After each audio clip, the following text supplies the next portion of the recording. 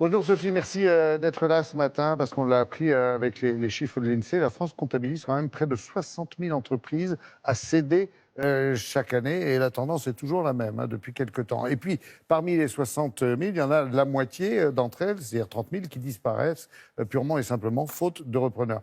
Il y a peut-être une solution, on l'a déjà vu, elle a fait ses preuves, c'est la coopérative, c'est les salariés, non? Exactement, la reprise d'entreprise par les salariés. Alors c'est une solution qui est très prisée dans les pays d'Amérique du Nord, beaucoup moins en France. On ne comprend pas tellement pourquoi, parce que ça fonctionne Parce que ça marche, plutôt en plus, bien. ouais. Alors c'est vrai que ça peut faire peur, l'idée de reprendre une entreprise. Pourquoi? Parce qu'il va falloir avoir les compétences en gestion pour lui permettre de poursuivre sur sa lancée. Et puis souvent la question qui se pose, mais avec quel argent est-ce qu'on va racheter cette entreprise? Alors, ce qu'il faut savoir, c'est que dans les coopératives, les salariés ont un investissement assez faible et c'est la structure qui fait l'emprunt. Donc, il y a moins de risques qu'on ne l'imagine. Mais je vous propose de découvrir tout ça en images à travers l'exemple d'une entreprise, l'atelier Coirin, qui est une facture d'orgue renommée sur le plan international, implantée effectivement dans le Vaucluse, à Saint-Didier. Elle a été cédée en SCOP le 10 décembre dernier. Vous allez voir comment ça s'est passé.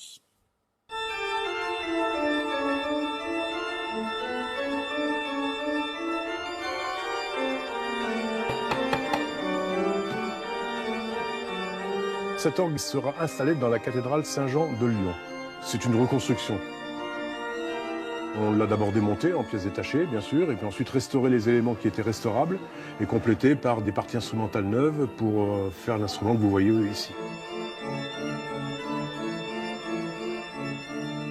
Cette entreprise a été créée en 1969. Elle a été cédée il y a maintenant 3-4 mois, je crois.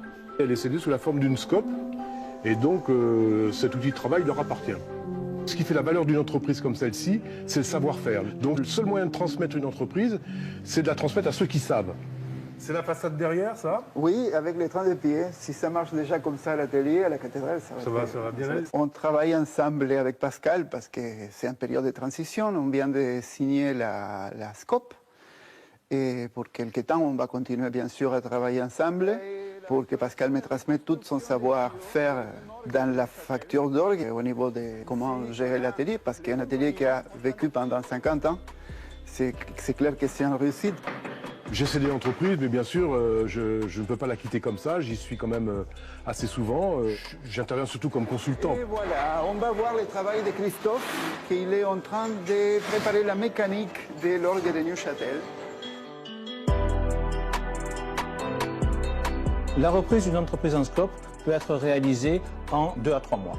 Nous avons des outils de financement participatif au sein des unions régionales et au sein de la Confédération des SCOP pour aider à la réalisation de ce type d'opération. C'est la coopérative qui souscrit l'emprunt, c'est la coopérative qui en sera responsable. Et pour rassurer le banquier, nous avons une société de caution mutuelle qui peut se porter caution pour les porteurs de projets et pour le dirigeant et faire en sorte qu'il ne soit pas caution personnelle. Bon, merci à tous pour être ici. On va signer l'accord de participation. C'est une entreprise en très bonne santé, avec de très bons projets. Pour moi, c'était pas du tout difficile la décision. Même pour tout le reste de l'équipe, on était sûr de prendre ce chemin.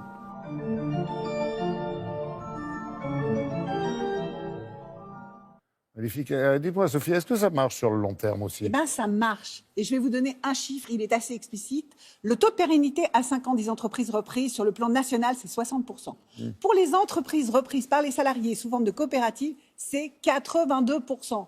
Convaincu?